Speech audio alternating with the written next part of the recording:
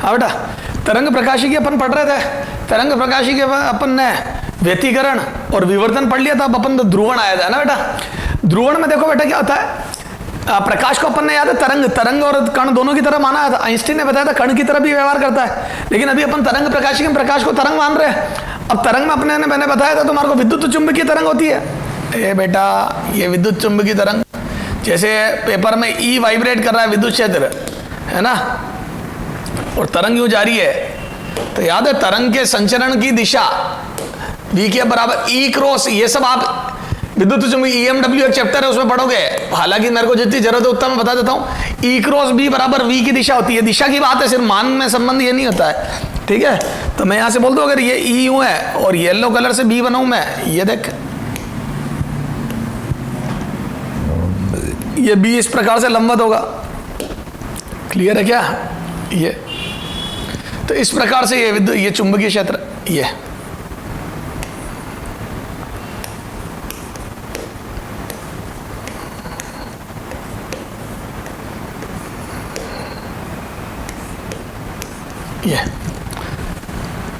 तो विद्युत क्षेत्र और चुंबकीय क्षेत्र लंबवत परस्पर लंबवत गति करते हुए आगे बढ़ते हैं। समझ गए क्या? ये तो ठीक है। अब अपने को बात ये करनी है कि ध्रुवीय और अध्रुवीय प्रकाश क्या होता है। देखो जैसे तरंग संचरण, ये तो एक तरंग बनाई मैंने, एक विद्युत चुंबकीय तरंग बनाई। ऐसी अरबों खरबों मतलब अंट शंट तरंगे एक साथ चल रही होगी, तो खूब सारी तरंगे जब एक साथ चल रही होगी तो मैं बोल दूं सबके विद्युत क्षेत्र और चुंबकीय क्षेत्र किसी और दिशा में, आपस में तो परपेंडिकुलर होंगे पर हर संभव दिशा में होंगे। तो यहां से मैं बोल दूं क्या, मैं सिर्फ विद्युत क्षेत्र पेपर में बनाऊंगा, नहीं तो बहुत कॉम्प्लिकेटेड ये बनेगी, ठीक है। तो हमारा मेन जो देखने में आंखों में जो सेंसेशन पैदा करते हैं, देखने में जो मदद, वो विद्युत क्षेत्र में, ठीक है। तो अब ये देखो जैसे तरंग जा रही है, तो मैं बोल दूं हर संभव दिशा में जैसे विद्युत क्षेत्र गति करेगा, है ना, हर संभव दिशा में विद्युत क्षेत्र होता है। एक नेचुरल लाइट में जो सूर्य से प्रकाश आ रहा है उसमें हर संभव दिशा में ही होता है। तो तरंग संचरण की जो दिशा है, जो तरंग संचरण की दिशा है, उसके लंबवत तल में हर दिशा में विद्युत क्षेत्र, हर संभव दिशा में विद्युत क्षेत्र होता है। तो ये एक नहीं खूब सारी तरंगें बनाई मैंने, तो बोल दूं हर संभव दिशा में विद्युत क्षेत्र है। तो ये देखो, तो ये लंबवत तल है, ये तो ये हर संभव दिशा में विद्युत क्षेत्र है। ये तो तरंग संचरण के लंबवत हर संभव दिशा में विद्युत क्षेत्र है। तो मैं बोल दूं इसको बोलते हैं अध्रुवीय प्रकाश। क्या बोलते हैं इसको? अध्रुवीय। तो बोल दूं अध्रुवीय प्रकाश में देखो अध्रुवीय, तो ध्रुवीय व अध्रुवीय, अध्रुवीय अध्रुवीय प्रकाश में, अध्रुवीय प्रकाश में, अध्रुवीय प्रकाश में, प्रकाश में विद्युत चुंबकीय तरंग, EM वेव, विद्युत चुंबकीय तरंग, विद्युत चुंबकीय तरंग, विद्युत चुंबकीय तरंग का विद्युत क्षेत्र, का विद्युत क्षेत्र, विद्युत क्षेत्र तरंग संचरण, तरंग संचरण के लंबवत तल, के लंबवत तल, लंबवत तल में हर संभव दिशा में, हर संभव दिशा में, हर संभव दिशा में कंपन करता है, कंपन करता है, हर संभव दिशा में कंपन करता है। विद्युत चुंबकीय तरंग का विद्युत क्षेत्र तरंग संचरण के लंबवत तल में हर संभव दिशा में कंपन करता है। क्लियर है? तो ये अध्रुवीय प्रकाश। अब अपन जब अध्रुवीय प्रकाश को बनाएंगे पेपर पे तो वो कैसा बनेगा, ठीक है। ये अध्रुवीय प्रकाश हो गया, कंपन करता है और, है ना, करता, और ये भी लिख लो वह सभी दिशा में सममिति से फैला होता है, सममिति से, सममिति से फैला होता है। मतलब ऐसा नहीं किसी एक निश्चित दिशा में ज्यादा हो या कम हो, सब तरह सममिति से फैला हुआ है। तभी तो अपन जब इसको ध्रुवक से गुजारेंगे तो सममिति से प्रकाश कम होगा, ठीक है, सममिति से फैला होता है, ठीक है। अच्छा, अब इसको अगर अपन बनाएंगे पेपर पे तो ऐसा बनता है। ये देखो पीछे से देखने पर कैसा नजर आता है, यूं, ये तो पीछे से देखने पर अध्रुवीय प्रकाश ऐसा नजर आता है, ये, ठीक है। तरंग संचरण अंदर की तरफ जा रहा है, पीछे से देखने पर विद्युत क्षेत्र हर संभव दिशा में, और साइड वाइज देखने से अध्रुवीय प्रकाश ऐसा नजर आएगा। तो अध्रुवीय प्रकाश को पेपर पर बनाने के तरीके ही हैं। ये अध्रुवीय प्रकाश बन गया आपका, ये ठीक है सर, ये आपने दो ही क्यों बनाई है? डॉट मतलब बाहर की तरफ कंपन है विद्युत क्षेत्र का, और ये सर आपने ये तिरछा, अब तिरछा पे पेपर पे नहीं बना सकता है। अगर यूं डायग्राम बना तो उसका एक घटक तुम्हारी तरफ, तो घटकों में बांट दिया, तो बोल दू कुछ घटक तुम्हारी तरफ और कुछ घटक ये तल में, तो जो तिरछे वाले उनके घटक बना दिए। तो दो लंबवत ध्रुवीय प्रकाश का दो लंबवत कंपन, दो विद्युत क्षेत्र के दो लंबवत कंपनों का ओवरलैपिंग होती है। दो लंबवत तलों में, दो लंबवत दिशाओं में कंपन करते हुए विद्युत क्षेत्र का अध्यारोपण है। तो दो समतल ध्रुवीय प्रकाश जो लंबवत दिशा में कंपन करते हैं, जिनके विद्युत क्षेत्र की ओवरलैपिंग से बनता है। समझ गए? यूं बोल सकता हूं ना मैं, एक विद्युत क्षेत्र तुम्हारी तरफ कंपन कर रहा है, एक तल में कर रहा है, उन दोनों की ओवरलैपिंग से बनाए है। ठीक है, तो ये हो गया बेटा अध्रुवीय प्रकाश। क्या हो गया? ये अध्रुवीय प्रकाश को पेपर पे बनाने के तरीके, ये अध्रुवीय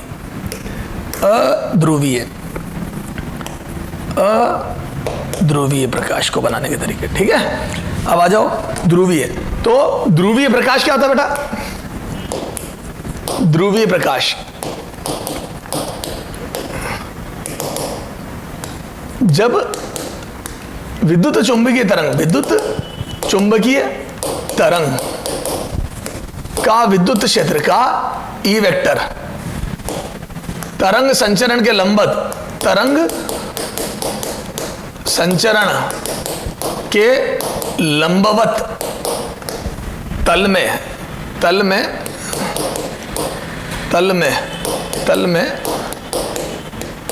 किसी एक निश्चित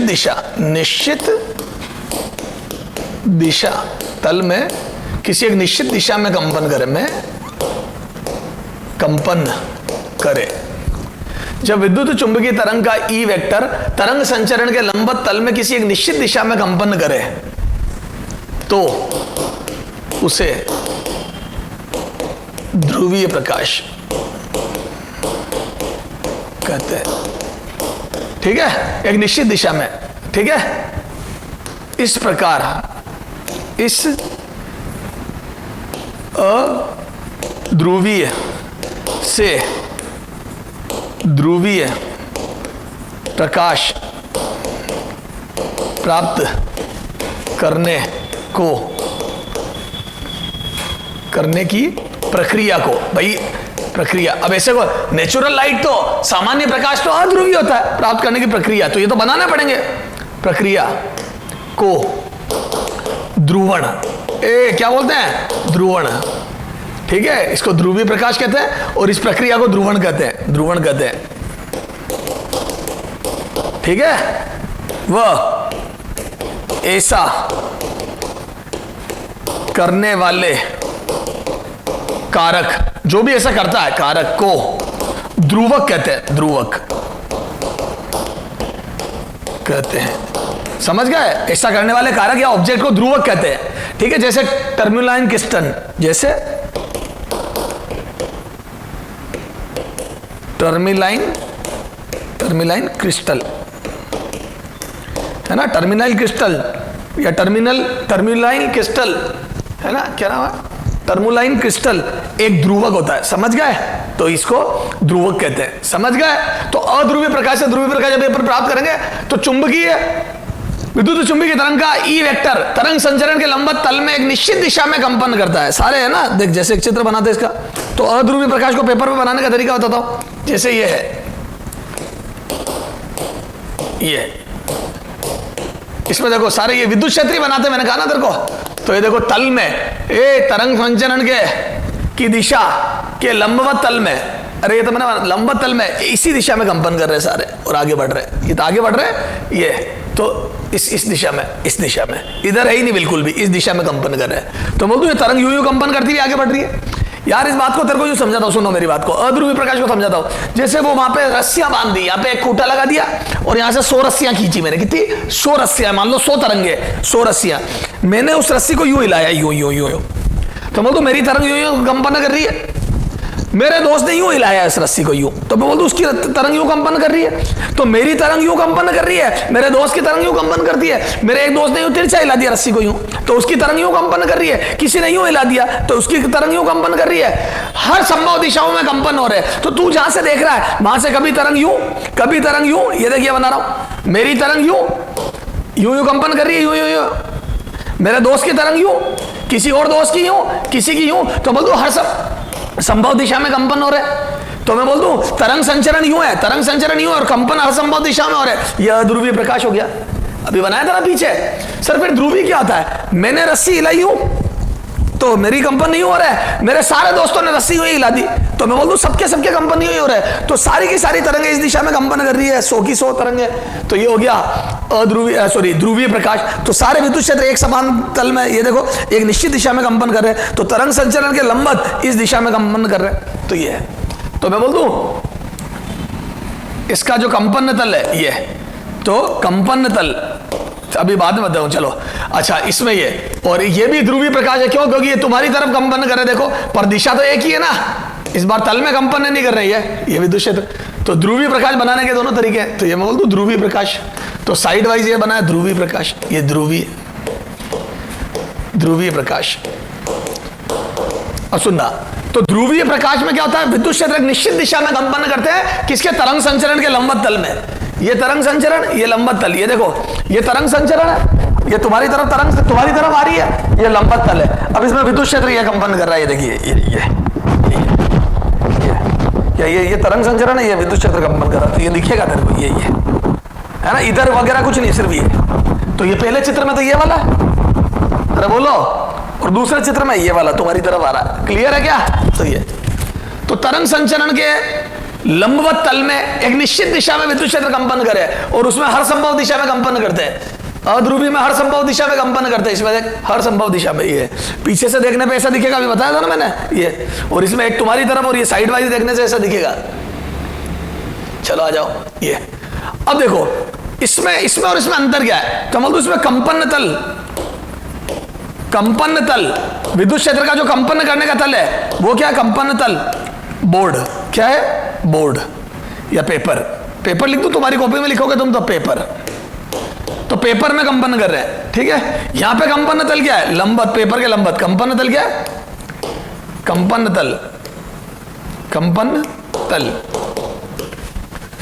तल पेपर के लंबवत, पेपर के लंबवत। तो इसमें पेपर के लंबवत है, ये पेपर है यहाँ पे और वहां पेपर के लंबवत है, क्लियर है क्या? तो यहाँ कंपन तल पेपर के लंबवत, पेपर के लंबवत, पेपर के लंबवत, ठीक है। यहाँ पेपर है, वहां पेपर के लंबवत है। अब एक होता है ध्रुवण तल। क्या होता है बेटा? ध्रुवण तल कंपन तल के लंबवत होता है, कंपन तल के लंबवत, मतलब वो तल जिसमें कोई विद्युत क्षेत्र का घटक ही नहीं आए, ध्रुवण तल, तो कंपन तल के लंबवत। तो बोल दूं यहाँ पे कंपन तल पेपर है तो लंबवत हो गया बाहर की ओर। ये देख तल जो तुम्हारी तरफ आ रहा है, इसमें कंपन तल बाहर की तरफ है तो ये पेपर हो गया, तो यहाँ पे ध्रुवण तल पेपर हो गया। तो ध्रुवण तल क्या होता है? कंपन तल के लंबवत। अच्छा, ध्रुवण तल व कंपन तल के मध्य, ध्रुवण तल ए स्टार मार्क करके लिख देना, ध्रुवण तल व कंपन तल के मध्य कितने डिग्री का मध्य? 90 डिग्री का होता है। के मध्य कोण 90 डिग्री, दोनों परस्पर लंबवत होते हैं। मैं बोल दूं परस्पर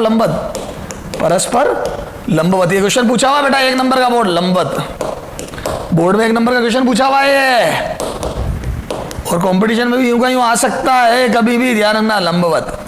अभी तक तो नहीं पूछा लेकिन आ सकता है। तो परस्पर 90 डिग्री का कोण होता है या परस्पर लंबवत होते हैं, क्लियर है क्या? क्लियर है सर? अब इनकी परिभाषा क्या हो गई कंपन तल की? तो मैं बोल दूं यहां पे लिख दूं कंपन तल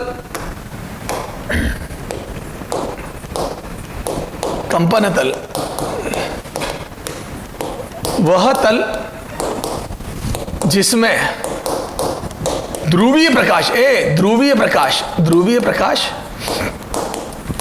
के विद्युत क्षेत्र,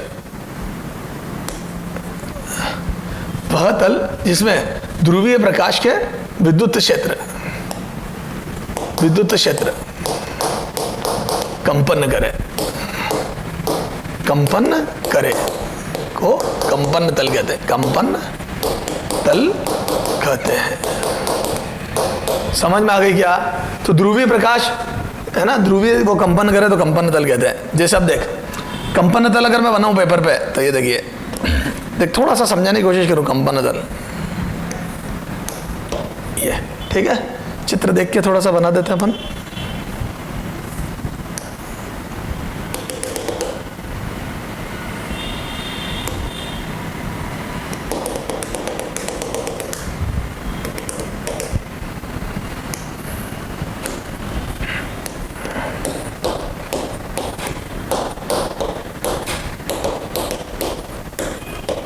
ये ठीक है, चित्र ऐसा बनेगा इसका। ये अक्ष है अपनी, ठीक है, ये यहाँ से थोड़ी सी साफ कर दो तो ये 3D थोड़ा सा व्यू आ जाएगा अपना। ये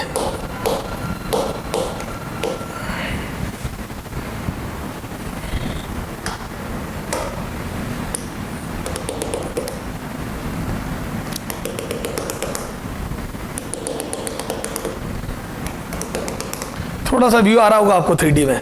ये तो ये कंपन तल हो गया, समझ गया, व्हाइट वाला। तो बोल दो ये व्हाइट वाला कंपन तल हो गया। ये तो ये हो गया कंपन तल, कंपन तल। और ध्रुवण तल कौन सा हो गया? ये लंबवत वाला, ये येलो वाला ध्रुवण तल। अरे इस वाले प्रकाश के लिए ध्रुवण तल हो गया, ध्रुवण तल, ध्रुवण तल। ये ध्रुवीय प्रकाश, ये अध्रुवीय, ये अध्रुवीय, ये अध्रुवीय है ना, ये ध्रुवीय है। क्यों? क्योंकि ये एक दिशा में कंपन कर रहा है विद्युत क्षेत्र, और जिस तल में कंपन कर रहा है ये रहा तल, पेपर, उसको बोलते ध्रुवण। ठीक है, ये चित्र बना लो आप। ठीक है, वह तल जिसमें ध्रुवीय प्रकाश कंपन करे, विद्युत क्षेत्र, ध्रुवीय प्रकाश का विद्युत क्षेत्र कंपन करे, वह तल जिसमें ध्रुवीय प्रकाश का विद्युत क्षेत्र कंपन करे, तल जिसमें कंपन करे को कंपन तल कहते हैं। समझ गए? और ध्रुवण तल इसका लंबवत होता है। ये देखे, कंपन तल के लंबवत वाले तल को ध्रुवण तल कहते हैं। ये रहा ध्रुवण तल, देख ये। ठीक है बेटा, थोड़ा चित्र ध्यान से बनाना बेटा, इसलिए मैंने भी देख के बनाया, कोई गलती नहीं हो इसमें, है ना। चलो, तो ध्रुवीय व अध्रुवीय प्रकाश समझ में आया क्या आपको? ध्रुवीय प्रकाश वो जो उसमें एक निश्चित दिशा में कंपन हो, विद्युत क्षेत्र का एक निश्चित तरंग संचरण के लंबवत तल में एक निश्चित दिशा में कंपन हो। अध्रुवीय में हर संभव दिशा में सिमेट्री से कंपन होता है। क्लियर है? ध्रुवीय अध्रुवीय। अच्छा, आगे चले, बोलो। तो ये ध्रुवीय और अध्रुवीय प्रकाश हो गए। हाँ, अब आगे बात करते हैं अपन कि अब कंपन तल, ध्रुवण तल। अब सुनना ध्यान से हो, अपने को क्या करना है बेटा? अध्रुवीय प्रकाश से ध्रुवीय प्रकाश प्राप्त करने की विधियां देखनी है। अध्रुवीय से ध्रुवीय, अध्रुवीय प्रकाश से ध्रुवीय प्रकाश प्राप्त करना है। तो बोल दो अध्रुवीय प्रकाश से अध्रुवीय। अच्छा, एक इंपॉर्टेंट लाइन और लिख दो। ध्रुवण जो होता है, इधर देख, ध्रुवण, ध्रुवण, ध्रुवण सिर्फ अनुप्रस्थ, अनुप्रस्थ, ध्रुवण अनुप्रस्थ तरंगों, सिर्फ अनुप्रस्थ तरंगों का होता है, का अनुप्रस्थ तरंगों का ध्रुवण संभव है, अनुदैर्घ्य का नहीं। अनुप्रस्थ तरंगों का ध्रुवण संभव है, अनुदैर्घ्य का नहीं, अनुदैर्घ्य का नहीं, संभव है। जैसे प्रकाश है ना, प्रकाश एक अनुप्रस्थ तरंग है ना, जैसे अनुदैर्घ्य का नहीं, अनुदैर्घ्य का नहीं, का नहीं, जैसे साउंड, ध्वनि। तो ध्वनि एक अनुदैर्घ्य तरंग है, इसका ध्रुवण नहीं होता, ध्यान रखना। तो ध्यान रखना, व्यतिकरण सबके होते हैं, अनुप्रस्थ अनुदैर्घ्य, लेकिन ध्रुवण सिर्फ अनुप्रस्थ तरंगों का होता है, अनुदैर्घ्य का वो नहीं होता है। क्या नाम इसका? ध्रुवण।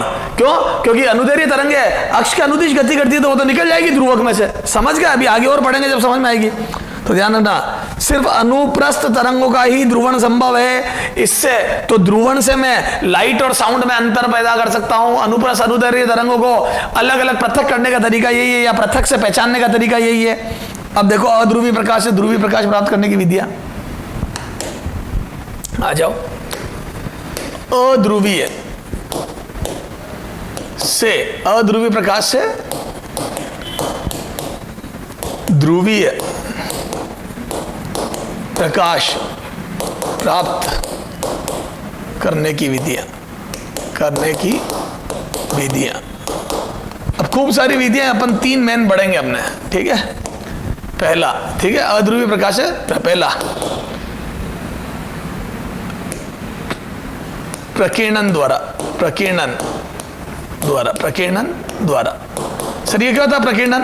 देखो अभी देखते हैं, धूल के कण है ना, थोड़ा चित्र वित्र बना लेते हैं प्रकीर्णन के द्वारा, ठीक है।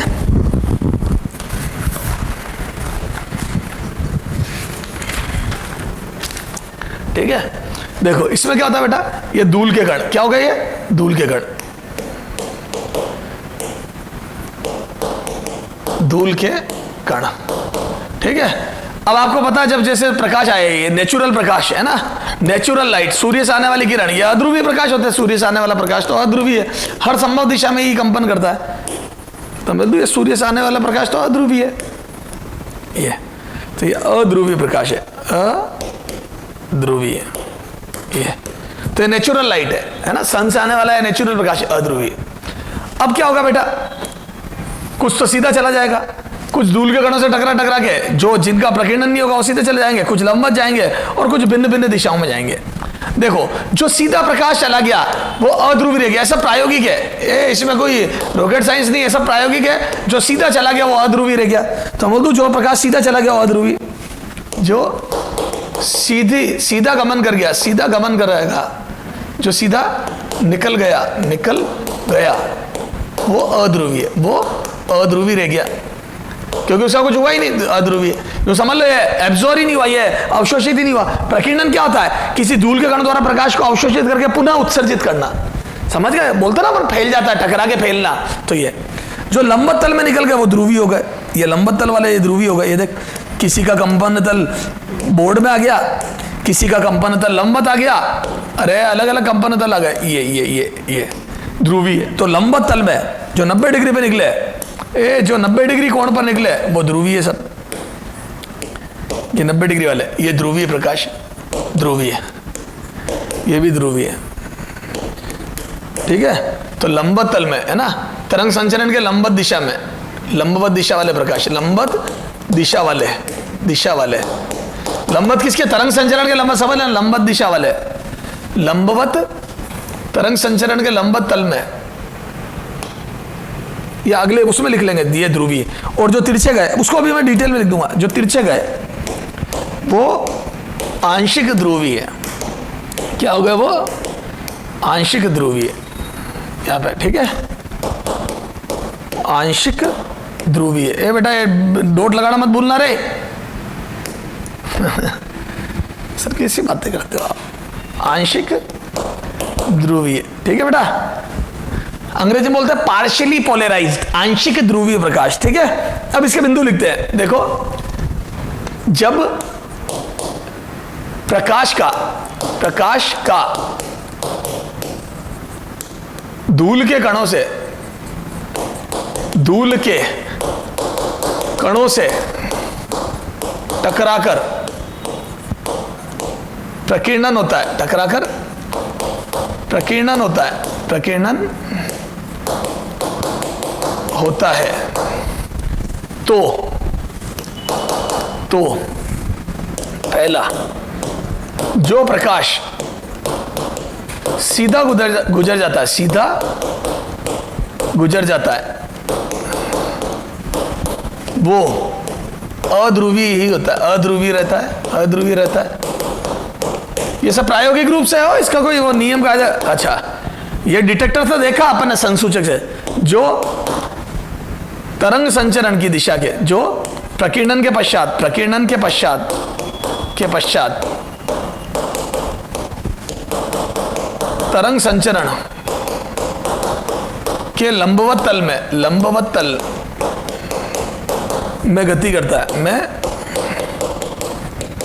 करता है, वो ध्रुवीय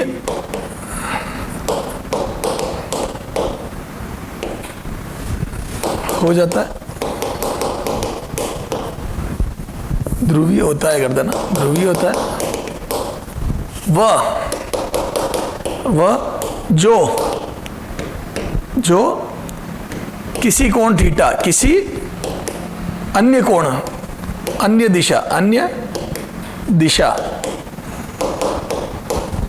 थीटा कोण पर गति करता है, जो किसी अन्य दिशा में गति करता है, अन्य न सीधा न लंबवत, अन्य दिशा में गमन करता है, वो आंशिक ध्रुवीय, आंशिक ध्रुवीय हो जाता है, ध्रुवीय हो जाता है। समझ गया? जो सीधा गति करता है वो अध्रुवीय रह जाता है, जो लंबवत तल में गति करता है वो ध्रुवीय हो जाता है, और जो किसी अन्य दिशा में गति करता है वो आंशिक ध्रुवीय हो जाता है। समझ गए क्या? तो ये भिन्न भिन्न प्रकार का हिसाब किताब हो जाता है। क्लियर है? चलो आ जाओ। तो ये तो था सीधा फॉर्मूला बेस्ड बातें, ठीक है, इसमें कोई वो रॉकेट साइंस वाली बात है नहीं, ठीक है। आ जाओ एग्जाम। अब दूसरा देखो, दूसरा तरीका, दूसरा सेकंड मेथड, ठीक है। सेकंड देखो क्या है,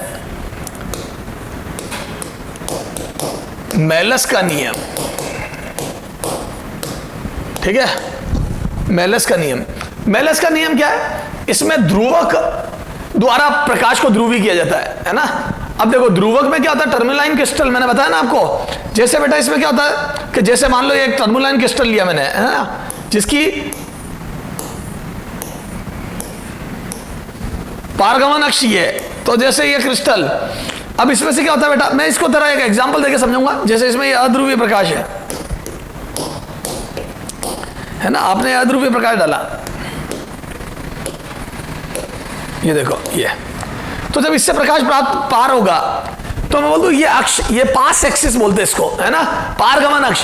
तो मैं बोल दूं ये इधर वाले कंपन तो पार हो जाएंगे, इधर वाले जो तुम्हारी तरफ कंपन कर रहे हो ब्लॉक हो जाएंगे। ये वाले कंपन पार हो जाएंगे, ये वाले ब्लॉक हो जाएंगे, और जो तिरछे होंगे उसका एक घटक ये वाला ब्लॉक हो जाएगा, ये वाला घटक पार हो जाएगा। तो बोल दूं ये पारगमन एक्सिस से, पारगमन एक्सिस के समानांतर वाले कंपन पार हो जाएंगे, ठीक है, और ये ब्लॉक हो जाएंगे। क्लियर है? तो ये अध्रुवीय प्रकाश से ध्रुवीय प्रकाश प्राप्त कर लिया अपन ने, ठीक है। तो ये अध्रुवीय प्रकाश से ध्रुवीय प्रकाश प्राप्त कर लिया, ये अध्रुवीय था, अध्रुवीय, ठीक है, और ये ध्रुवक था। याद है मैंने बताया ना, वो कारक जो अध्रुवी को ध्रुवी बनाते हैं उसको ध्रुवक बोलते हैं। ये ध्रुवक, वहां पे धूल का कण ध्रुवक की भांति व्यवहार कर रहा था, जो लंबवत तल में अपने को ध्रुवीय प्रकाश दे रहा था। चलो आ जाओ, ये ध्रुवीय प्रकाश हो गया, ध्रुवीय है ना, ध्रुवीय, ये ध्रुवीय प्रकाश। अब यहां लगाते हैं एक विश्लेषक, जिससे मैं ये चीज देखूंगा, भैया मेरे को ये देखना भी तो पड़ेगा कि वास्तव में ध्रुवीय हुआ या नहीं हुआ, तो विश्लेषक। अब ध्यान देना बेटा, मेलस का नियम क्या बताता हूं, इसको नाम दे दिया विश्लेषक। हालांकि ये ध्रुवक और विश्लेषक एक ही मटेरियल है, दोनों टर्मोलाइन क्रिस्टल है, ध्रुवक विश्लेषक, लेकिन इससे मैं विश्लेषण कर रहा हूं इसलिए इसका नाम विश्लेषक दे दिया मैंने। और ये मेरी आंख, विश्लेषण करने वाली आंख, ये देखना हो। अब क्या हुआ, मेलस ने जो एक्सपेरिमेंट करा और उसने ये देखा कि जब इन दोनों के मध्य कोण 0 रख दिया मैंने, क्या रख दिया बेटा, कोण 0, फाई बराबर 0, ये देख, ये बिल्कुल समानांतर, ये फाई बराबर 0। तो जो प्रकाश इससे पार हुआ, ध्रुवक से पार हुआ, वो पूरा का पूरा विश्लेषक से एज इट इज पार हो गया। सर समझ में नहीं आया, बताता हूं। यूं समझ लो, दो सरकारी स्कूल की कुर्सियां, दो सरकारी स्कूल की कुर्सियां, ये वाली, ये देख, ये इस टाइप से समझो ध्रुवक को।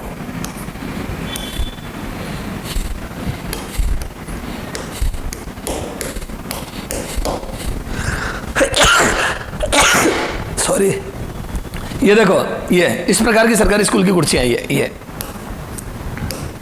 बेटा ऐसी कुर्सियां नहीं होती क्या लकड़ी की, वहां ज्यादातर देखने को मिलती है। ये दीवार से अपन ने 100 रस्सियां बांध के निकाल दी, तो देख दीवार से 100 रस्सियां बांध के मैंने निकाल दी।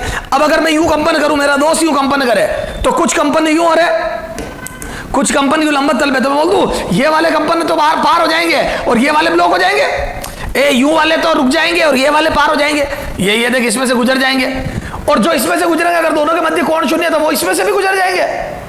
तो मैं बोल दूं इस दिशा वाले कंपन सारे तो गुजर जाएंगे और इधर वाले ब्लॉक हो जाएंगे।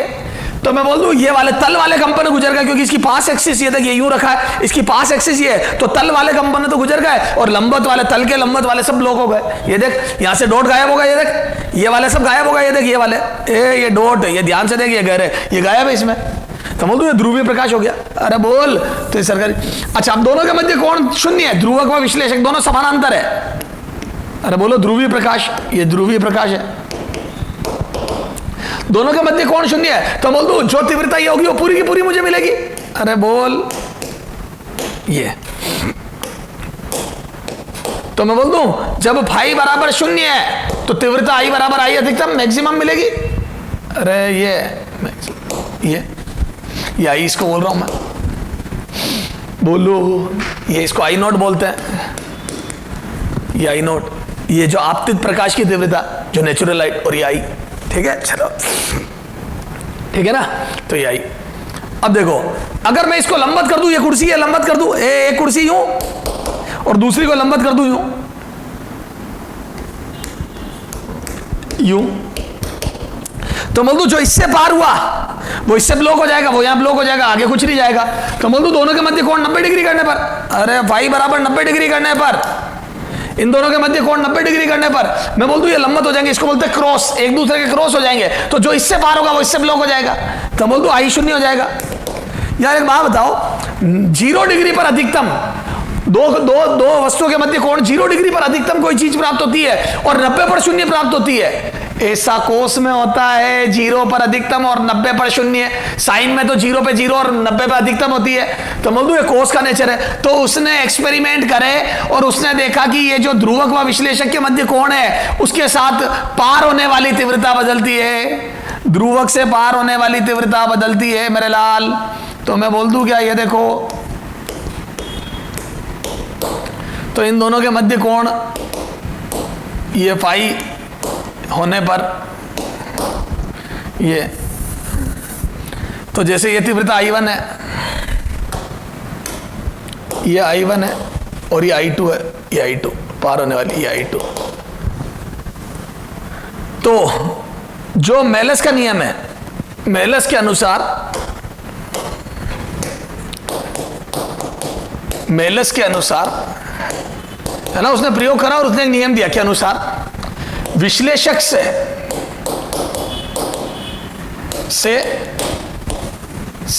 पारगमित होने वाले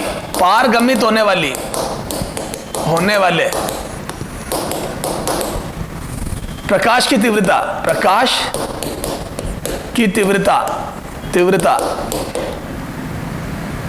ध्रुवक व विश्लेषक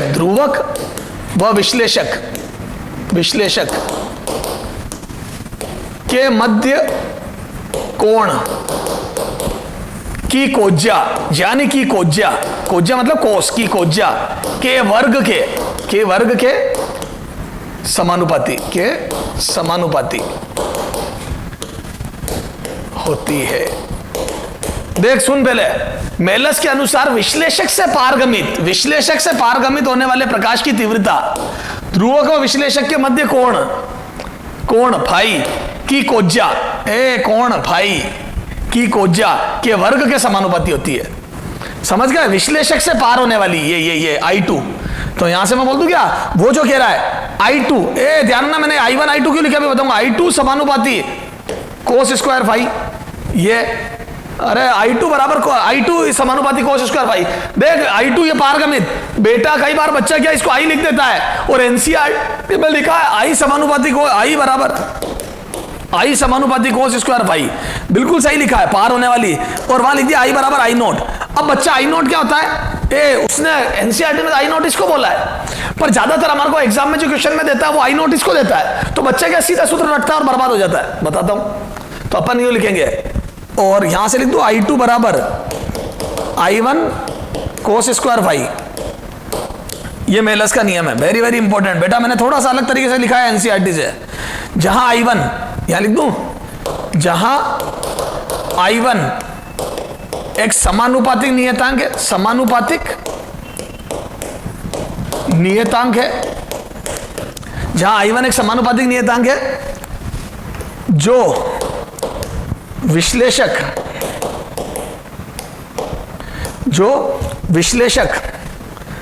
पर आपतित प्रकाश की तीव्रता, ये बहुत इंपॉर्टेंट है, विश्लेषक पर, ये यहां ढंग से लिख, जो समानुपातिक नियतांक है जो विश्लेषक पर आपतित प्रकाश की तीव्रता है, जो विश्लेषक पर आपतित प्रकाश की तीव्रता, ध्यान रखना।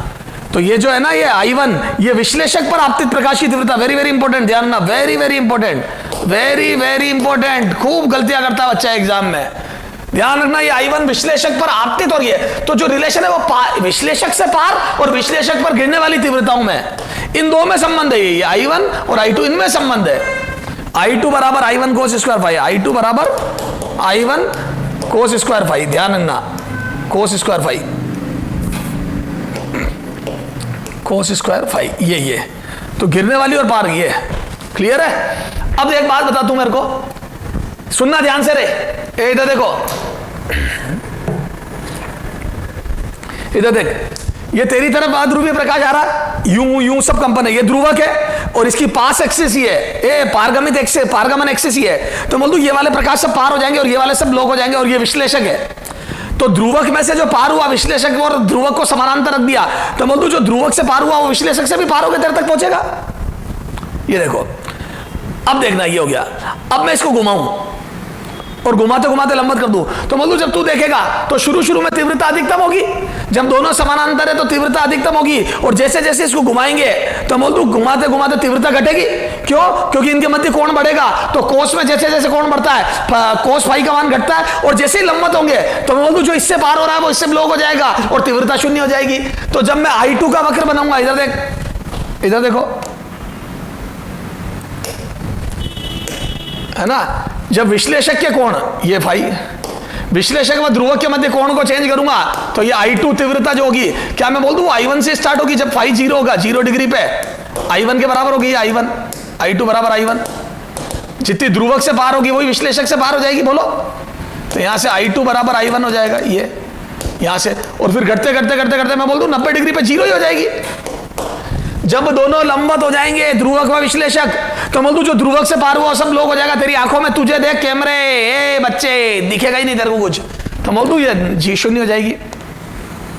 ये फिर वापिस जब कोण बढ़ेगा, फिर से ध्रुवक को घुमाएंगे, सॉरी विश्लेषक को, तो बोल दूं ये तीव्रता बढ़ते बढ़ते बढ़ते बढ़ते कितनी हो जाएगी, बोलो, ये 180 डिग्री में फिर से अधिकतम हो जाएगी, ये अधिकतम I1 के बराबर, फिर वापस घटते घटते शून्य हो जाएगी, ये 270 पे, और फिर से अधिकतम हो जाएगी,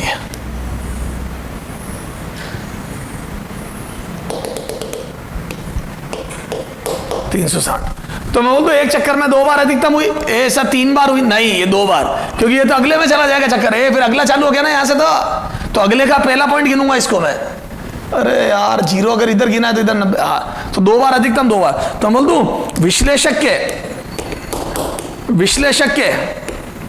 के एक पूर्ण चक्कर में, एक पूर्ण घूर्णन में पारगमित प्रकाश की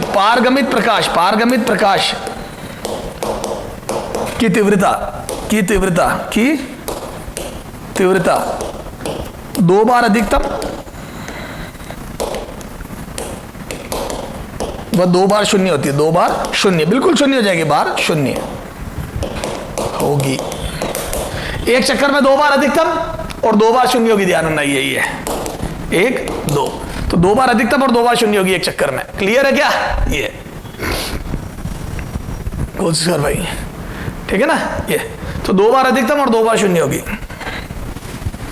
बोलो भैया, ये देख मेरी बात सुन तो, एक है ना, जो अपन है ना, मेरी बात को समझना, अपने इस बात को समझते ध्रुवीय अध्रुवीय, जैसे सूर्य से जो प्रकाश आ रहा है, देख सूर्य से, इधर देख, मैं तेरे को ध्रुव विश्लेषक बताता हूं।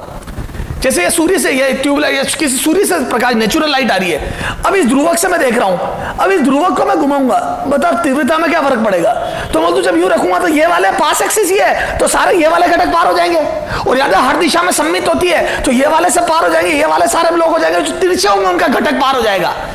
जो ये देख ध्रुवक यूं है, तो ये वाले तो सारे पार हो जाएंगे, ये वाले सारे ब्लॉक हो जाएंगे। अध्रुवीय प्रकाश है तो ये वाले सारे ब्लॉक हो जाएंगे, और जो तिरछे होंगे, ये देख जो तिरछा प्रकाश, ये वाले पार, ये वाले ब्लॉक 0, कुछ नहीं आएगा तेरी तरफ, और जो तिरछा है उसका ये घटक तो रुक जाएगा और ये वाला घटक पार हो जाएगा।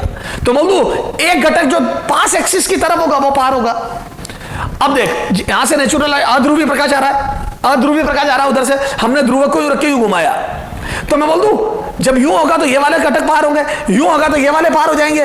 तो मैं बोल दूं एक दिशा के पार होंगे, एक के ब्लॉक होंगे लंबवत के और बाकी सबके कंपोनेंट आके ये वाले पार होंगे, तो बोल दो हमेशा तीव्रता समान रहेगी। तो अध्रुवीय प्रकाश के सामने ध्रुवक को घुमाओ, अध्रुवीय प्रकाश के सामने ध्रुवक को घुमाओ, तो मैं बोल दूं तीव्रता नियत रहेगी, क्योंकि हर समय एक अक्ष पास हो रहा होगा, एक अक्ष ब्लॉक हो रहा होगा और बाकी के घटक पार हो रहे होंगे और सममिति से हमेशा वैल्यू सेम आएगी।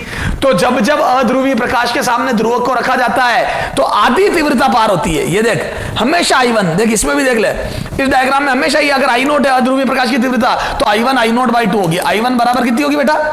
I0/2। तो ध्यान रखना, ध्रुवक से अध्रुवीय प्रकाश जब ध्रुवक से पार होता है तीव्रता आधी हो जाती है। यहां पे लिख दूं, आगे आ जाओ, है ना, ये 2 बार है ना, महत्वपूर्ण बिंदु देख। जब जब अध्रुवीय प्रकाश ध्रुवक से गुजरता है तीव्रता आधी हो जाती है। सही बात है, क्योंकि सममिति से आधा भाग पार होगा, आधा रुक जाएगा, आधी हो जाती है, ठीक है। सूर्य से आने वाली नेचुरल प्राकृतिक लाइट अध्रुवीय होती है, उसके समक्ष यदि ध्रुवक रखकर एक घूर्णन कराया जाए, एक पूर्ण घूर्णन कराया जाए,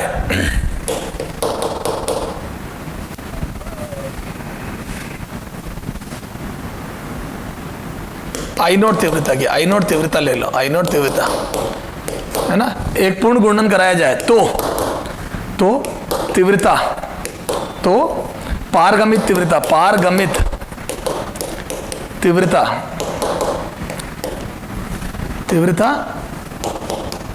I0/2, तीव्रता I बराबर पारगमित तीव्रता I डैश बराबर I0/2 नियत रहती है, क्योंकि भैया जिस दिशा में होगा उस दिशा, पारगमन अक्ष घूमती रहेगी, जिस दिशा में होगी उस दिशा के घटक बाहर हो जाएंगे, बाकी रुक जाएंगे, है ना। तो वक्र बनाओ तो कितना आ जाएगा बोलो, ये थीटा है ना, और ये I डैश जो पार होगी वो, तो बोल दो ये I0/2 रहेगी, I0/2 नियत रहेगी, I0/2 आधी तीव्रता पार होगी। तो ध्यान रखना, अध्रुवीय प्रकाश के सामने अगर ध्रुवक को घुमाऊं तो तीव्रता बदलती नहीं है, I0/2 रहती है। लेकिन अध्रुवीय प्रकाश के सामने घुमाऊं, या देख, ये ध्रुवीय के सामने, ये देख, ये ध्रुवीय था, इधर देख, ये ध्रुवीय प्रकाश था, इसके सामने घुमाऊं तो 2 बार अधिकतम और 2 बार न्यूनतम होगी। अधिकतम कब होगी? 0 और 180 पे। अधिकतम होगी 0 और 180 पे, और न्यूनतम होगी जब उसके लंबवत, ध्रुवीय प्रकाश के लंबवत ध्रुवक आ जाए। अरे बोलो, तो ध्रुवीय प्रकाश को घुमाने पर 2 बार अधिकतम, 2 बार शून्य होगी, और अध्रुवीय प्रकाश के सामने घुमाने पर नियत रहेगी।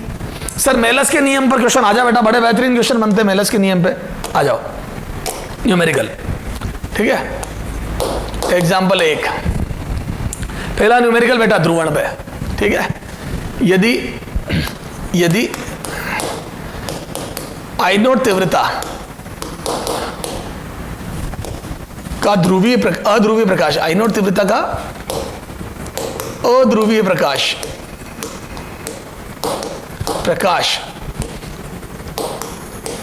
ध्रुवक पर आपतित होता है तथा वह यदि ध्रुवक व विश्लेषक के मध्य कोण 45 डिग्री है,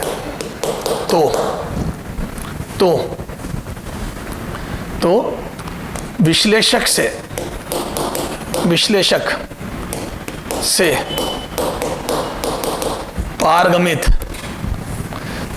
से पारगमित प्रकाश की तीव्रता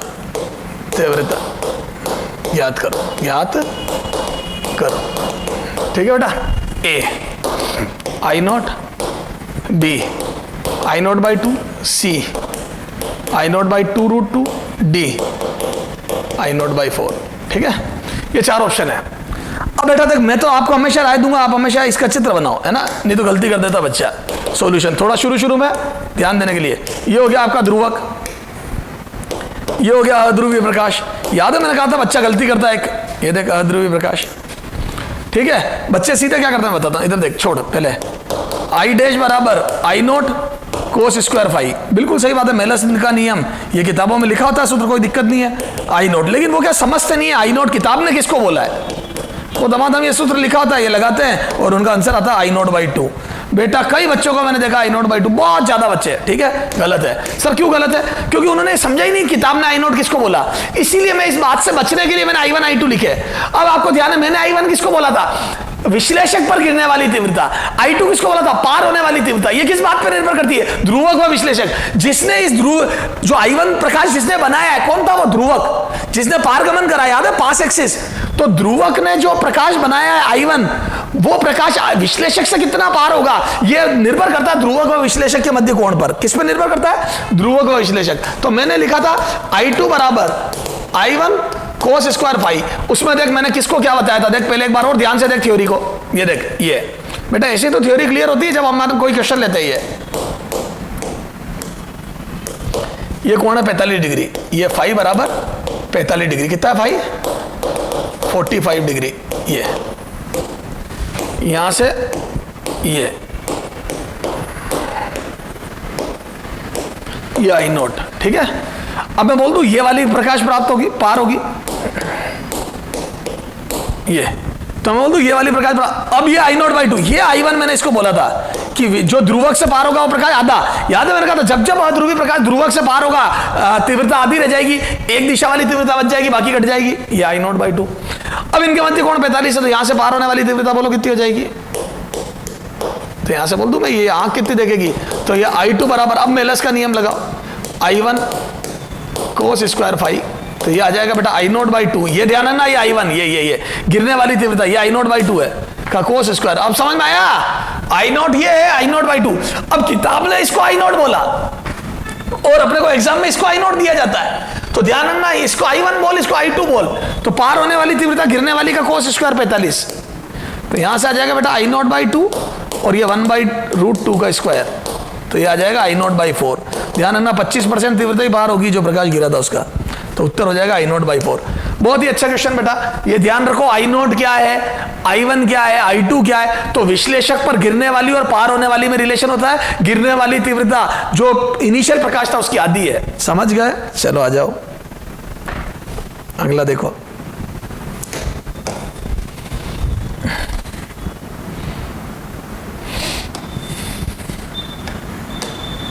आ जाओ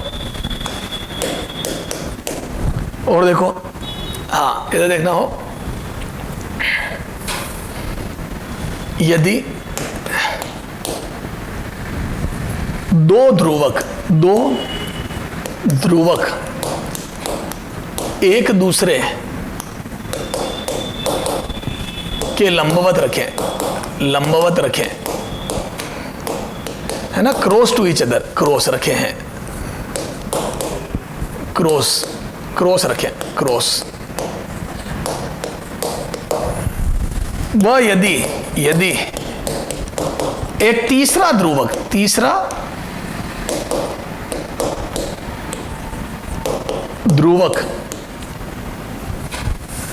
पहले से, तीसरा ध्रुवक इनके मध्य रख दें, मध्य इस प्रकार रख दें कि वह पहले ध्रुवक से 60 डिग्री के कोण पर रहे, तो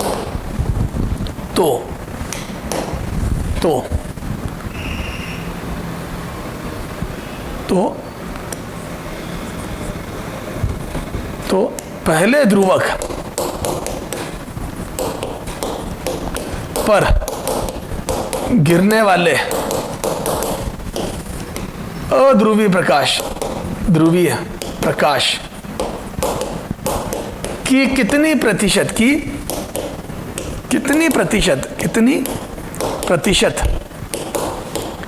तीव्रता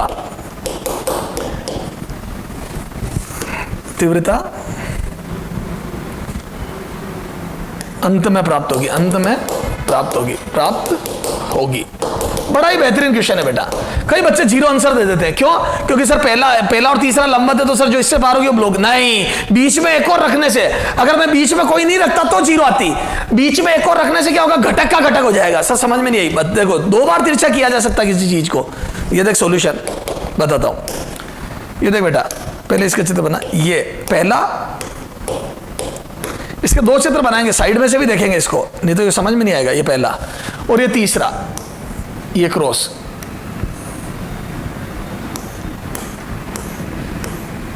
ये है ना, ये थोड़ा सा समझना है, क्रॉस, ये, और एक बीच में रख दिया तिरछा।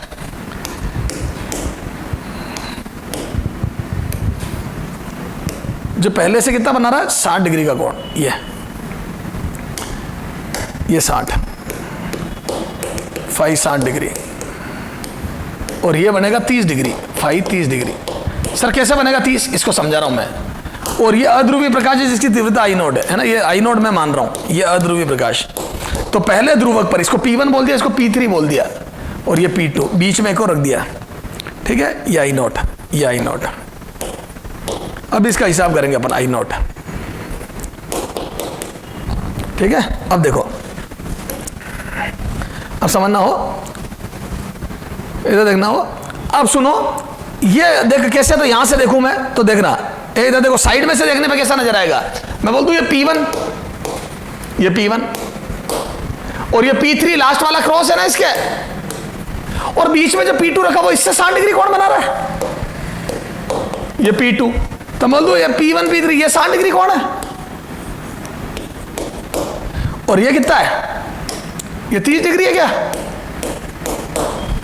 तो P1 और P2 के मध्य 60 डिग्री का, P1 वो P2 के मध्य 60 डिग्री का कोण है, P1 P2, और P2 और P3 के मध्य 30 डिग्री का कोण है। ये क्लियर है क्या? चला जाओ, तो ये 60 डिग्री का कोण है, ये, और ये 30 डिग्री का कोण है। क्लियर है क्या? तो एक 60 है और एक 30 है। अब आ जाओ, तो देखो कितना आ जाएगा रे? तो यहां से आई नोट है, तो बोलो पहले से पार होने के बाद ये तीव्रता कितनी हो जाती है? तो बोल दो ये हो जाएगी आई नोट बाई 2, ये आई नोट बाई 2, याद है आधी। फिर इसमें याद है मेलस का नियम क्या था? गिरने, किसी भी विश्लेषक पर गिरने वाली और उससे पार होने वाली। तो बोल दो ये कितनी हो जाएगी मुड़ के? तो ये I naught by 2 cos square 60, cos square 60। अरे इस पे गिरने वाली और इससे पार होने वाली, इन दोनों के मध्य कोण, क्योंकि ये फिर घूमेगा तो 60 डिग्री पे घटक आएगा 60, फिर इससे, तो इससे पार होगी तो ये वापस यूं हो जाएगी, और ये कितनी आ जाएगी बोलो? तो ये I naught by 2 cos square 60 का कोस स्क्वायर 30, बोलो। तो यहां लिख रहा हूं मैं, देखो, तो मैं बोल दूं क्या?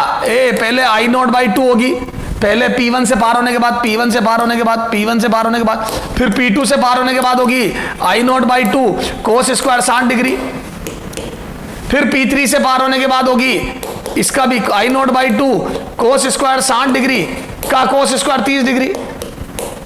ये देखो, ये कोस स्क्वायर 30 डिग्री,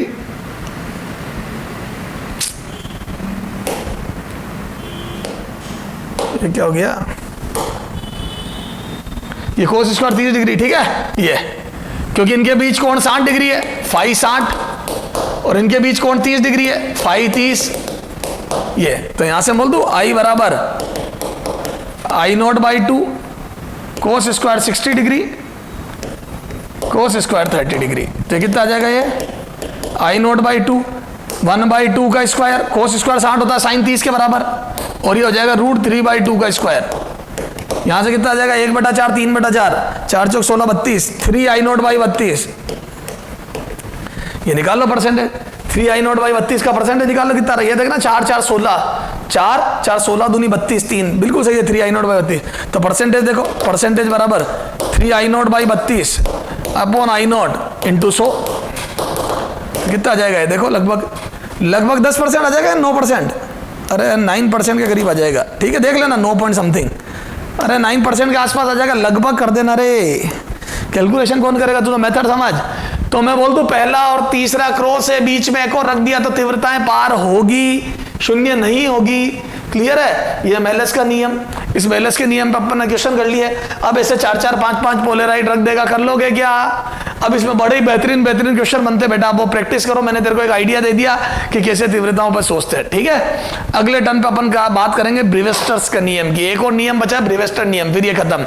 उसके बाद अपन वीवर समझ गए, उसके बाद अपन अगला चैप्टर चालू करेंगे। ओके, हाँ बेटा, ध्रुवण पढ़ रहे थे अपन, मेलस का नियम पढ़ लिया था अपन ने। 2 विधियां देख ली थी अध्रुवी से ध्रुवीय प्रकाश प्राप्त करने की। कौन कौन सी? प्रकीर्णन द्वारा और मेलस के नियम द्वारा, ठीक है। अब अपन पढ़ रहे थे ब्रीवेस्टर्स का नियम। क्या पढ़ रहे हैं? ब्रीवेस्टर का नियम। देखो ब्रीवेस्टर नाम के वैज्ञानिक ने क्या बोला, देखना ध्यान से हो। जैसे ये मैंने एक स्लेब ली, एक पट्टिका ली, क्या म्यू माध्यम की एक पट्टिका ली है ना, म्यू माध्यम की एक पट्टिका। तो इसमें क्या होगा बेटा, अपन अपवर्तन द्वारा अध्रुवीय प्रकाश से ध्रुवीय प्रकाश प्राप्त करेंगे। जैसे ये अध्रुवीय प्रकाश गिरा तो ब्रीवेस्टर ने क्या करा बेटा, अलग अलग कोण पर अध्रुवीय प्रकाश को एक पट्टिका पर, पारदर्शी पट्टिका पर गिरा के देखा। जब उसने पारदर्शी पट्टिका पे अध्रुवीय प्रकाश गिराया, क्या गिराया बेटा? अध्रुवीय प्रकाश, अध्रुवीय प्रकाश पारदर्शी पट्टिका पे, है ना। ये अभिलंब है इससे एक कोण पर, है ना। अब उसने क्या देखा, जब अध्रुवीय प्रकाश गिराया तो कुछ अपवर्तन होगा और कुछ परावर्तन होगा। याद है, हर माध्यम, पारदर्शी माध्यम परावर्तन अपवर्तन दोनों करता है, तो कुछ अपवर्तन होगा कुछ परावर्तन होगा।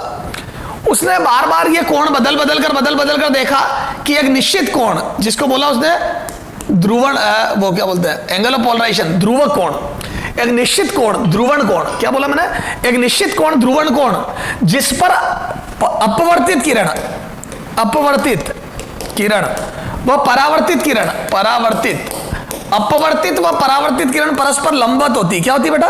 परस्पर लंबवत, 90 डिग्री का कोण बनाती है। अपवर्तित किरण व परावर्तित किरण परस्पर लंबवत होती है।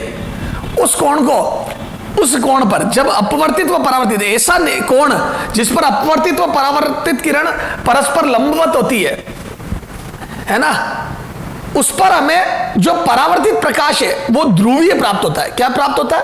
परावर्तित प्रकाश ध्रुवीय प्राप्त होता है, जिसका ध्रुवण, जिसका कंपन तल आपतित प्रकाश, आपतित प्रकाश वो अभिलंब वाला तल, इसको आपतन तल बोलते हैं। आपतित प्रकाश, आपतित अध्रुवीय प्रकाश,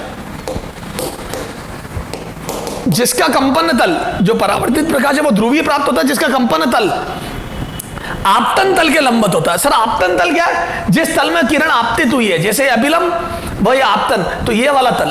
तो मैं बोल दूं अभी आपतन तल बोर्ड है और परावर्तित प्रकाश जो ध्रुवीय प्राप्त हुआ है उसका कंपन तल तुम्हारी तरफ है, यानी कि बोर्ड के परपेंडिकुलर है, ठीक है। और ये जो अपवर्तित प्रकाश है वो आंशिक ध्रुवीय प्राप्त होता है। बिंदी लगाना मत भूलना बेटा, आंशिक ध्रुवीय, ये अपवर्तित प्रकाश है ना, आंशिक ध्रुवीय, ठीक है। उस कोण को ध्रुवण कोण कहते हैं, ठीक है। तो अब लिखो, इसका स्टेटमेंट लिखो बेटा, है ना। क्या है?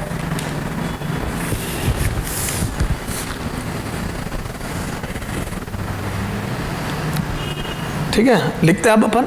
तो ब्रीवेस्टर का नियम, ब्रीवेस्टर के अनुसार, ब्रीवेस्टर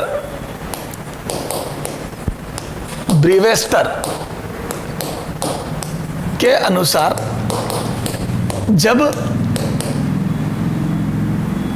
अध्रुवीय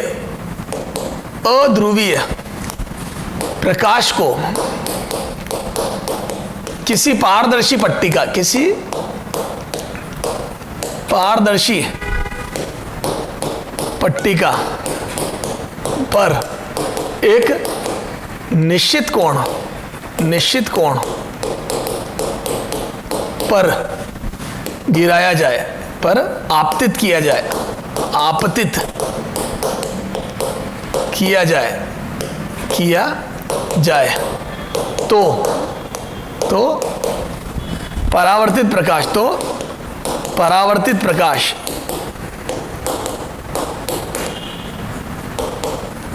ध्रुवीय प्राप्त होता है, ध्रुवीय प्राप्त होता है।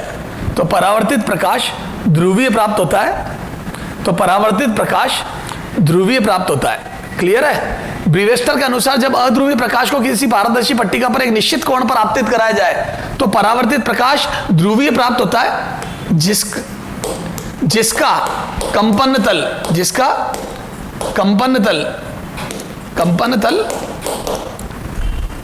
आपतन तल के लंबवत होता है, आपतन तल के लंबवत होता है ना। तो विद्युत क्षेत्र लंबवत तल में कंपन करते हैं, आपतन तल के लंबवत तल में कंपन करते हैं। तो जो विद्युत क्षेत्र है वो आपतन तल के लंबवत तल में कंपन करते हैं। समझ गए क्या? तो परावर्तित प्रकाश क्या प्राप्त होता है? ध्रुवीय प्राप्त होता है। ठीक है, जिसका कंपन तल आपतन तल के लंबवत होता है। ठीक है, अच्छा, एक तो ये हो गया, ये ब्रीवेस्टर का नियम हो गया। इस कोण को, इस निश्चित कोण को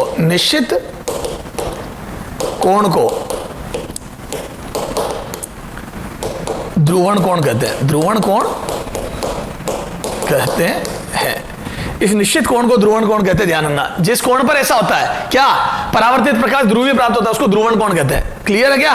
अच्छा, इस कोण पर, है ना, दूसरा पॉइंट, इस कोण पर अपवर्तित प्रकाश आंशिक ध्रुवीय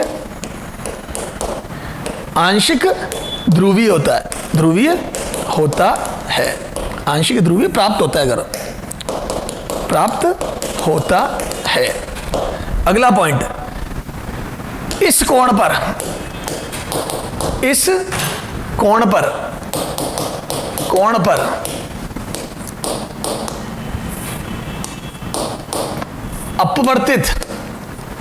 अपवर्तित व परावर्तित प्रकाश परस्पर लंबवत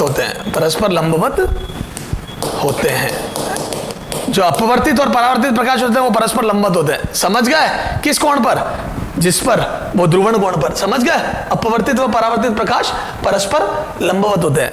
ठीक है, लेकिन यदि आई ग्रेटर देन आईपी से ज्यादा हो जाए, है ना, या कम हो जाए, या मैं बोल दूं नॉट इक्वल टू आईपी, बराबर नहीं हो, ध्रुवण कोण के बराबर नहीं, उससे कम या ज्यादा पे गिरा है, तो परावर्तित प्रकाश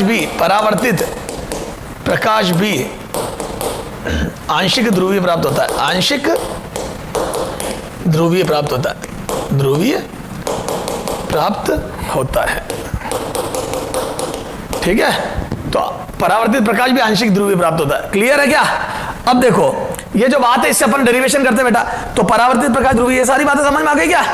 अब ये देखो, अब अपन इसका डेरिवेशन करते हैं, किसका? ब्रीवेस्टर्स लॉ का। तो यहां देखो, ये आ जाओ,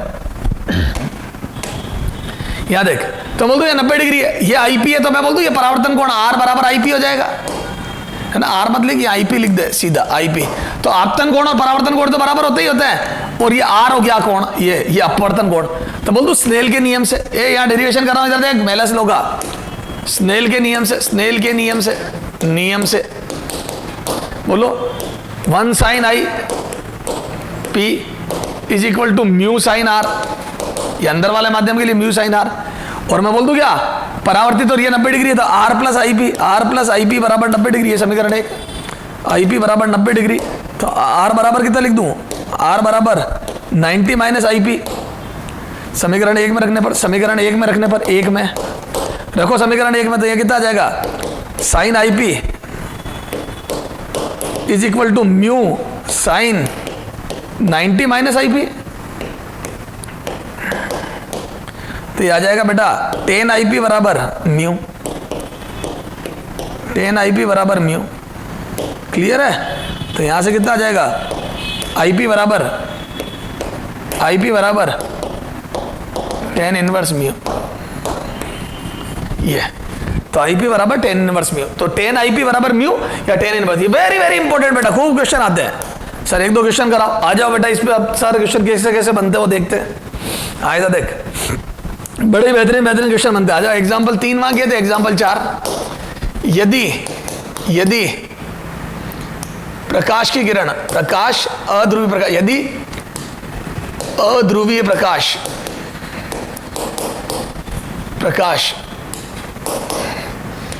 किसी पारदर्शी पट्टिका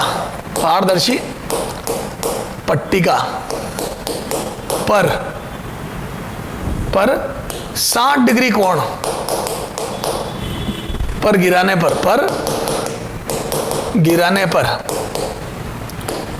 देखो, अब क्या होता है, वो यूं नहीं बोलता सीधा कि ध्रुवण कोण 60 डिग्री, नहीं, बहुत आसान क्वेश्चन होगा तो बोलेगा गिराने पर। अब देखो दूसरी प्रॉपर्टी पर, गिराने पर परावर्तित व अपवर्तित प्रकाश परस्पर लंबवत प्राप्त होते हैं। अब देखो, ये परस्पर लंबवत प्राप्त होते हैं, लंबवत। अब ध्यान है, परस्पर लंबवत का ध्रुवण कोण पे तो लंबवत प्राप्त होते हैं तो म्यू बताओ। ठीक है, अब इससे प्रकाश का वेग भी पूछ सकता दूसरे माध्यम में, तो यहां से क्वेश्चन बनेगा। तो याद है, परस्पर लंबवत का प्राप्त होते हैं, ये बताया मैंने। तो ब्रीवेस्टर के नियमानुसार, ब्रीवेस्टर के नियम, जब अध्रुवीय प्रकाश किसी पारदर्शी पट्टिका निश्चित कोण पर आपतित होता है तो परावर्तित प्रकाश ध्रुवीय प्राप्त होता है, जिसका कंपन तल आपतन के लंबवत होता है। ठीक है, एक निश्चित कोण पर, यहां पे लिख दो I बराबर IP, निश्चित कोण I बराबर IP, इसको ध्रुवण कोण बोलते हैं। ठीक है, ये यहां लिख दे, ध्रुवण कोण I बराबर IP, ये ध्रुवण कोण। ठीक है, अच्छा, इस कोण पर, किस पर, I बराबर IP है ना, इस कोण पर, इस कोण का मतलब क्या हो गया, ये I बराबर IP पर, है ना, आंशिक ध्रुवीय प्राप्त होता है। इस कोण पर वही I बराबर IP पर क्या होता है बेटा, इस कोण पर क्या होता है, परावर्तित वो परस्पर लंबवत होते हैं। तो मैं बोल दूं वो जो कोण हो गया, ये एक तरीके से ध्रुवण कोण हो गया। तो सॉल्यूशन में लिखो, अपवर्तित व परावर्तित प्रकाश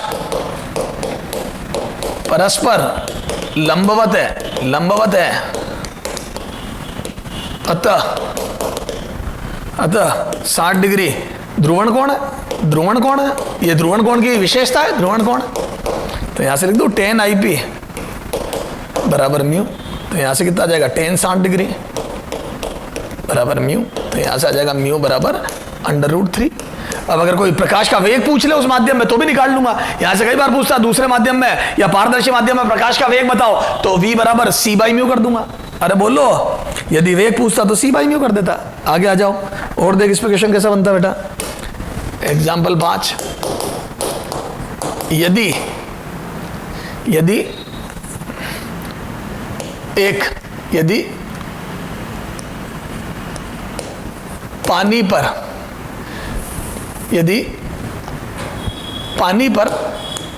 पानी पर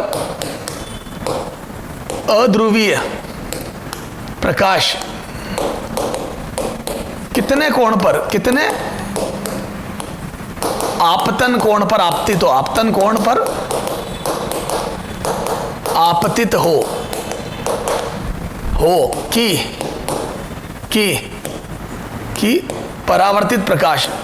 परावर्तित प्रकाश पूर्णतः ध्रुवीय प्राप्त हो। ठीक है, यदि म्यू पानी बराबर 4/3 दिया है तो यहां से लिख दो सॉल्यूशन में, सीधा सूत्र है। था क्या रे, मच्छर सूत्र। तो बोल दूं IP बराबर, बोलो tan इनवर्स म्यू, तो कितना आ जाएगा ये, tan इनवर्स 4/3, और 4/3 tan में याद है 53 डिग्री का मान होता है, 1 से बड़ा, 4/3 1 से बड़ा 53 डिग्री, IP बराबर 53 डिग्री। तो 53 डिग्री पर आपतित कर दो तो आपको परावर्तित प्रकाश पूर्णतः ध्रुवीय होगा, आपतित व परावर्तित परस्पर लंबवत प्राप्त होंगे। ठीक है, चलो आ जाओ अगला।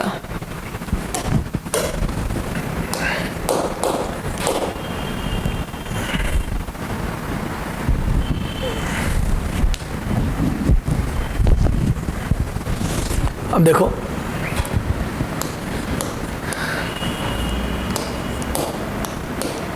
सुनना ध्यान से हो। कई बार क्या होता है, बाहर वाले माध्यम का भी म्यू दे देता है और अंदर वाले का भी म्यू दे देता है। सुनना ध्यान से हो। देखो जैसे मैं ये बोल दूं तेरे को, तो इधर देखना हो, जैसे मैंने तेरे को ये दे दिया हो, ये इसका μ1 बराबर 3 और μ2 बराबर 4, एक यूं हाइपोथेटिकल क्वेश्चन बना रहा हूं। तो ये अध्रुवी प्रकाश, ये अध्रुवी प्रकाश, ये है ना, इसको कितने कोण पे गिराऊं मैं कि ये ध्रुवी प्राप्त हो, ये ध्रुवी, ठीक है। ये पूछा आईपी, ठीक है, ये पूछा है। अब देखो बेटा, इस प्रकार का क्वेश्चन आ जाए तो म्यू आर कर दो। सॉल्यूशन में मैं बोल दूं तो वो जो 10 आईपी बराबर म्यू था उसकी जगह म्यू आर कर दो। क्योंकि इधर बाहर और अंदर, तो अंदर वाले माध्यम का, पारदर्शी माध्यम का बाहर के सापेक्ष अपवर्तनांक, ठीक है। तो यहां से म्यू आर, तो बोल दूं μ2 बटा μ1 बराबर 10 आईपी। तो यहां से कितना आ जाएगा बेटा 4/3। तो यहां से कितना आ जाएगा बेटा आईपी बराबर 4/3, आईपी बराबर 53 डिग्री। क्लियर है क्या? ये 53 डिग्री। समझ गए क्या बेटा? तो कई बार ये म्यू आर, तो ध्यान ना, ये 10 को मैं बोल दूं जनरलाइज करना हो सूत्र को, तो यहाँ म्यू आर कर दो। ब्रीवेस्टर के नियम में इसको म्यू आर कर दो, ये म्यू आर कर दो, या म्यू आर कर दो। समझ गए क्या? ये बाहर वाले के सापेक्ष, तो कई बार बाहर वाले माध्यम को हवा नहीं देके कुछ और दे देगा, तो सर कर देंगे हम, कोई दिक्कत नहीं है। क्लियर है क्या? चलो आ जाओ। तो ये इस प्रकार के क्वेश्चन बनते हैं। और आ जाओ, इधर देख,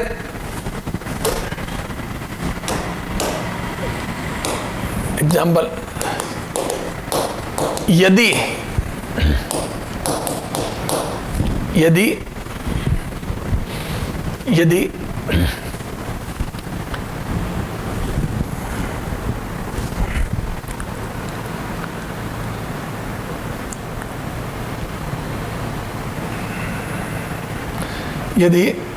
एक पारदर्शी माध्यम,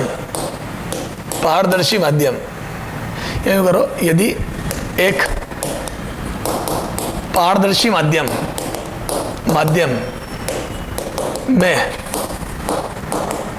प्रकाश का वेग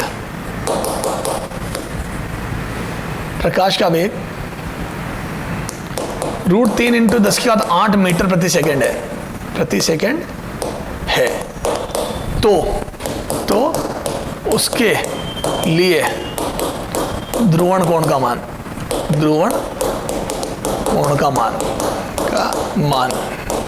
ज्ञात करो। तो ध्रुवण कोण का मान ज्ञात करना है, ठीक है। तो यहाँ आ जाओ, तो बोल दूं क्या ध्रुवण कोण का मान ज्ञात करना, तो सबसे पहले तो म्यू निकालो माध्यम का, म्यू माध्यम, तो बोल दूं C/V, और ये आ जाएगा 3 × 10⁸ अपॉन √3 × 10⁸। ये काटा पीटी करी तो मैं बोल दूं क्या √3 आ गया, ये म्यू आ गया। तो सबसे पहले तो म्यू निकाला। अब आ जाओ, तो मैं बोल दूं 10 आईपी ध्रुवण कोण बराबर म्यू, तो ये आ जाएगा बेटा आईपी बराबर 10 इनवर्स √3, और √3 किसका मान होता है 10 में 60 डिग्री का, खत्म, ये ध्रुवण कोण। तो कई बार वो म्यू डायरेक्ट ही देके वेग में चला जाता, कई बार ध्रुवण कोण देके म्यू नहीं पूछ के वेग पूछ लेता या क्रांतिक कोण पूछ लेता। कर लोगे? अरे बोलो, समझ गया क्या बेटा? ये देख अगला क्वेश्चन, यदि एक पारदर्शी माध्यम के लिए ध्रुवण कोण आईपी बराबर 10 इनवर्स 2 है, तो उस माध्यम के लिए, उस माध्यम से हवा के लिए क्रांतिक कोण, अब ये देख थोड़ा रेओप्टिक से जोड़ दिया, क्रांतिक कोण θc। अब देख थोड़ा अच्छा क्वेश्चन बन गया, बेहतरीन। ये आ जा, ये सॉल्यूशन क्या मैं बोल दूं ध्रुवण कोण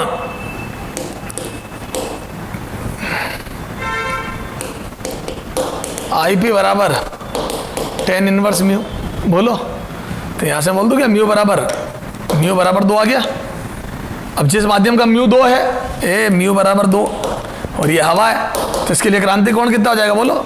ये क्रांतिक कोण, ये θc, याद है इसमें 90 पे चली जाती किरण, ये अभिलंब। तो कर दो यहां से 2 sin θc बराबर 1, तो यहाँ से साइन थीटा सी बराबर 1/2, ये तो यहाँ से थीटा सी बराबर आ जाएगा 30 डिग्री। बोलो, ये क्रांति कोण आ गया 30 डिग्री, थीटा सी बराबर 30 डिग्री। क्लियर है क्या? ये 30 डिग्री, तो क्रांति कोण का मान आ गया 30 डिग्री। क्लियर है क्या भैया? 30 डिग्री क्रांति कोण आ गया, तो ये खत्म। तो इस प्रकार के क्वेश्चन बनते हैं। ये अपना ध्रुवण हो गया। अच्छा, इसमें एक क्वेश्चन आ जाओ। हाँ, ये देख, जैसे मैंने दे दिया ये म्यू बराबर √3। अब देखो बेटा,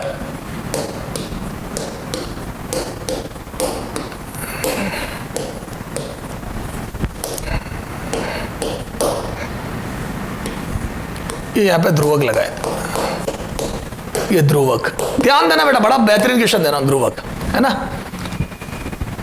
ये हवा और ये म्यू इधर है ना, ये म्यू ये यदि नहीं, ध्रुवक से ये आई नॉट तीव्रता है, आई नॉट, ध्रुवक से पार होने वाली तीव्रता ये आई डैश, ये आई डैश, पार होने वाली तीव्रता वह घूर्णन कोण, वह ध्रुवक के घूर्णन कोण, वह ध्रुवक के घूर्णन कोण के मध्य वक्र बनाइए, मध्य वक्र बनाइए। पहला यदि है ना, वक्र बनाना यदि, पहला आई बराबर 60 डिग्री, दूसरा आई बराबर 50 डिग्री, है ना। अब ध्यान देना बेटा, एक तो आई 60 डिग्री है और एक आई 50 डिग्री है। अब सुनना, जब 60 डिग्री है, इधर देखो सॉल्यूशन, जब आई बराबर 60 डिग्री है, ठीक है, मैं बोल दूं ध्रुवण कोण का मान, वह ध्रुवण कोण भी 60 डिग्री है, वह निकाय का ध्रुवण कोण, निकाय का ध्रुवण कोण आईपी बराबर tan इनवर्स √3, जो कि 60 डिग्री आ गया। अतः आई बराबर आईपी आ गया क्या? तो पहले केस में आई बराबर आईपी है, और मैं बोल दूं आई बराबर आईपी पे क्या होगा, ये परावर्तित प्रकाश पूर्णतः ध्रुवीय होगा।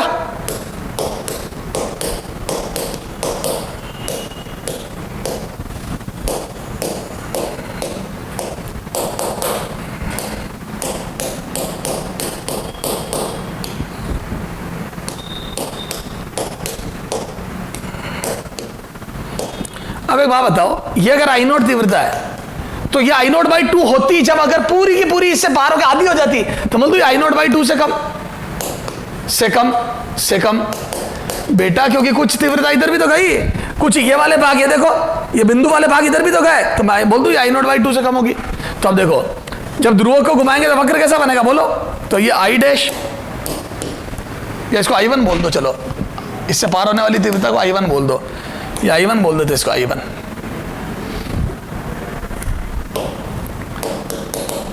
ठीक है। आ जाओ, तो यहां से बोल दूं I1 वर्सेस थीटा, ये तो बोल दो I1 आई नॉट बाई 2 से कम होगी, आई नॉट बाई 2 से भी कम, वो छोड़ो, अपन लिखते ही नहीं है वो। तो मैं बोल दूं इसको घुमाऊंगा, तो ये देखो, जब मैं इसको यूं रखूंगा, यूं तुम्हारी तरफ, ये पास एक्सिस तुम्हारी तरफ, क्योंकि तल के लंबवत होता ना, इसको घुमाऊंगा, तो बोल दूं ये ध्रुवीय प्रकाश है, तो घुमाते घुमाते तीव्रता घटते घटते 0 होगी। तो जो याद है मेलस के नियम में विश्लेषक से पार होने के बाद मिली थी, वही मिलेगी, ये 360 पे आ जाएगा। तो बोल दूं ये 90, ये 180, ये 270 और ये 360, ये 0, ये क्लियर है। अच्छा, अब जब अगला देखो, आई नॉट इक्वल टू आईपी, आई बराबर 50 डिग्री, मैं बोल दूं नॉट इक्वल टू आईपी, तो याद है परावर्तक प्रकाश कैसा होता है, आंशिक ध्रुवीय, याद आया मैंने लिखाया था, तब परावर्तक प्रकाश भी आंशिक ध्रुवीय हो जाता है, दोनों आंशिक ध्रुवीय हो जाते हैं, याद है आंशिक ध्रुवीय।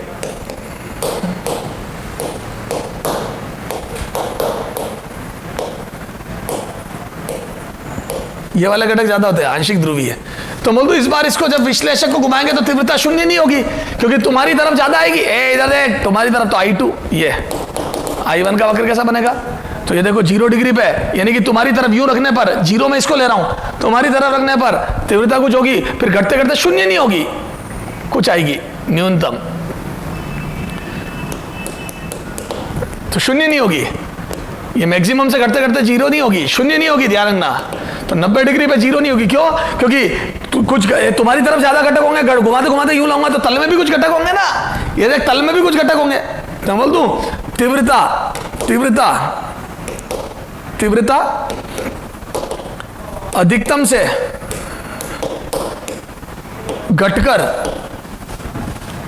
न्यूनतम शून्य नहीं होगी, वह पुनः अधिकतम।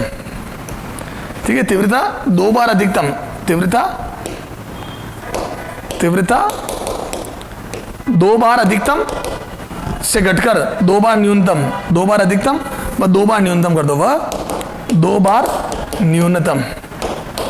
न्यूनतम शून्य नहीं होगी। ठीक है, उसमें क्या होगा बेटा, जब आपतन कोण ध्रुवण कोण के बराबर है तो मैं बोल दूं तो 2 बार अधिकतम 2 बार शून्य, 2 बार अधिकतम व 2 बार शून्य, वह 2 बार शून्य होगी। ठीक है, तो 2 बार अधिकतम 2 बार शून्य होगी। क्लियर है क्या? तो ये इस प्रकार से तीव्रताएं वेरी करेगी। अच्छा, परावर्तित, अगर मैं अपवर्तित प्रकाश के सामने ध्रुवक रख दूं तो यहां पे रख दूं तो ये और करते आजा, मैं अगर अपवर्तित प्रकाश के सामने ध्रुवक रख दूं तो अब चाहे आई कुछ भी हो, इसमें तो ऐसे एक वक्र बनेगा, ऐसा वाला, ये देख, ये अधिकतम से घटके न्यूनतम, न्यूनतम से घटके अधिकतम। क्लियर है? क्योंकि अपवर्तित प्रकाश सदैव आंशिक ध्रुवीय होता है, तो जब जब आंशिक ध्रुवीय के सामने ध्रुवक को घुमाते हैं तो तीव्रता अधिकतम से न्यूनतम, न्यूनतम से अधिकतम पर शून्य नहीं होती है, और जब जब ध्रुवी के सामने घुमाते हैं तो अधिकतम से 0, 0 से अधिकतम होती है। जब जब अध्रुवीय प्रकाश के सामने घुमाते हैं तो नियत रहती है तीव्रता। तो 3 बातें, ध्रुवीय के सामने नियत रहती है, सॉरी अध्रुवीय के सामने नियत रहती है, ध्रुवीय के सामने अधिकतम से 0, 0 से अधिकतम, और आंशिक ध्रुवीय के सामने अधिकतम से न्यूनतम, न्यूनतम से अधिकतम। क्लियर है क्या? तो ये सारी चीजें बेटा महत्वपूर्ण बातें, तो मेरे हिसाब से अब तुम्हारे सारी बात समझ में आ जाएगी। तो सर अब हम क्वेश्चन कर लेंगे सर। तो ये हो गया अपना ध्रुवण। अब अगले टर्न पे अपन बात करेंगे अगले टॉपिक की।